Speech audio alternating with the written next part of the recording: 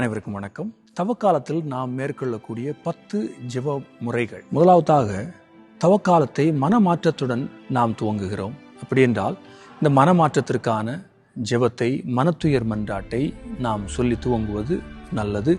இல்லை என்றால் திருப்பாடல் 51 இதை நாம் வாசிப்பது மிகவும் சிறந்த ஒரு ஜெப முறையாக இருக்கும். இரண்டாவதாக விவிலியத்தை வாசிப்பது, ஆண்டவருடைய திருப்பாடுகளின் பகுதிகளை முழுமையாக நாம் வாசிப்பது சிறந்ததாகும். மூன்றாவதாக இந்த தவக்காலத்தில் அதிகமாக நாம் திருப்பலிகளில் பங்கெடுப்பதன் வழியாக இந்த தவக்காலத்தை இன்னும் பயனுள்ளதாக நாம் மாற்ற முடியும். நான்காவது, வெள்ளிக்கிழமைகளாக இருக்கட்டும், மற்ற நாட்களிலாக இருக்கட்டும், தனிப்பட்ட முறையிலும் சமூகமாகவும் சிலுவை பாதையை நாம் ஜெபித்து கடவுளுடைய திருப்பாடுகளை தியானிக்க நாம் அழைக்கப்படுகிறோம்.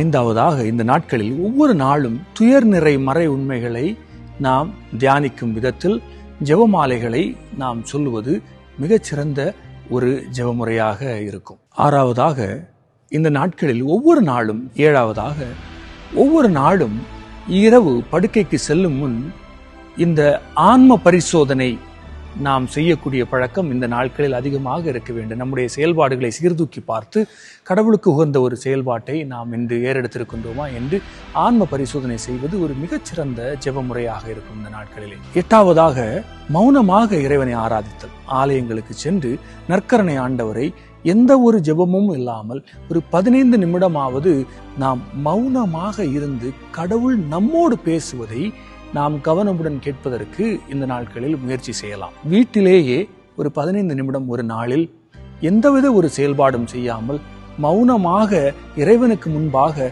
நாம் நேரத்தை கழிப்பது ஒரு சிறந்த ஜெபமுறையாக இருக்கும். 9வது, கல்லறைகளுக்கு சென்று இந்த நாட்களில் நாம் ஆன்மாக்களுக்காக பரிந்து பேசக்கூடிய ஜெபத்தை நாம் முன்னெடுக்கலாம். இறுதியாக, ஒவ்வொரு நாளும் ஏதாவது ஒரு தேவைக்கு, நம்முடைய தேவை அல்ல, யாராவது ஒருவருடைய தேவைக்கு, ஏதாவது ஒரு தேவைக்கு, நாட்டிற்காக, திருச்சபைக்காக, நமது அண்டை அயலாருக்காக, பிறருக்காக ஒரு தேவைக்காக நாம் பரிந்துரை ஜெபத்தை கடவுளுக்கு முன்பாக நாம் வைக்கலாம். ஆமென்.